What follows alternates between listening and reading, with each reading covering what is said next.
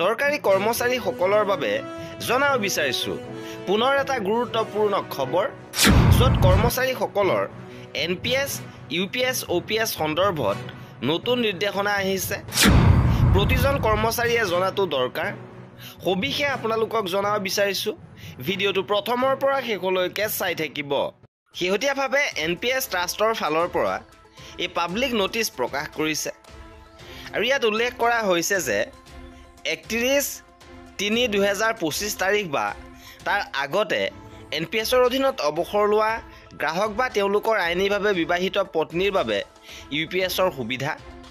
কেন্দ্ৰীয় চৰকাৰে প্ৰৱৰ্তন কৰা UPS 2025 চনৰ 1 এপ্ৰিলৰ পৰা কাৰ্যকৰী হোৱা পূৰ্বৰ অৱসৰপ্ৰাপ্তসকলৰ বাবেও যিসকল গ্ৰাহকে 31/3/2025 তাৰিখ বা তাৰ আগতে অৱসৰ গ্ৰহণ কৰিছিল আৰু কেন্দ্ৰীয় চৰকাৰৰ ন্যূনতম 10 বছৰ যোগ্যতা সম্পন্ন সেৱা সম্পূৰ্ণ কৰিছিল আৰু তেওঁলোকৰ আইনীভাৱে বিবাহিত পত্নীৰ বাবেও উপলব্ধ।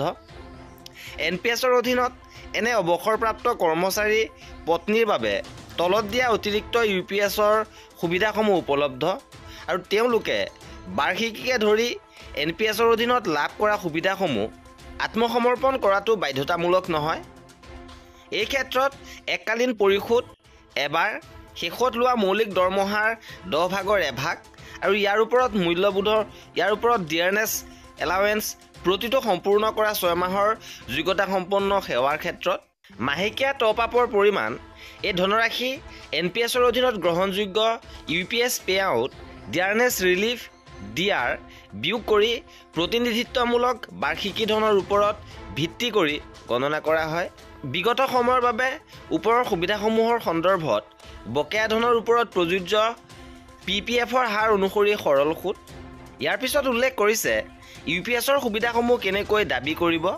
দাবীদাৰে পূৰণ কৰা প্ৰযোজ্য প্ৰপত্ৰ গ্ৰাহকৰ বাবে B2 আৰু আইনীভাৱে বিবাহিত পত্নীৰ বাবে B4, B6 সংশ্লিষ্ট DDO দাখিল কৰিব লাগিব যাৰ পৰা গ্ৰাহকে অৱসৰ লৈছে। এই প্ৰপত্ৰসমূহ তলত দিয়া ৱেবছাইটৰ পৰা ডাউনলোড কৰিব পাৰিব আৰু অনলাইন মোডত দাবীদাৰসকলে npscra.nsdl.co.in/ups.php গৈ অনলাইন ফৰ্মখন পূৰণ কৰিব লাগিব আৰু একেখিনি অনলাইন মোডৰ জৰিয়তে তেওঁলোকৰ প্ৰক্ৰিয়াকৰণৰ বাবে DDOত জমা দিব লাগিব। সুবিধাসমূহ দাবী কৰাৰ শেষ তাৰিখ 30 জুন 2025 আৰু এই আছিল আজিৰ ভিডিঅ'টোত। কৰ্মচাৰী আৰু পেঞ্চনাৰৰ সকলো খবৰ পাই থাকিবৰ বাবে আমাৰ চেনেলটো ছাবস্ক্ৰাইব কৰি ৰাখিব। ভিডিঅ'টো শেষলৈকে চোৱাৰ বাবে বহুত ধন্যবাদ।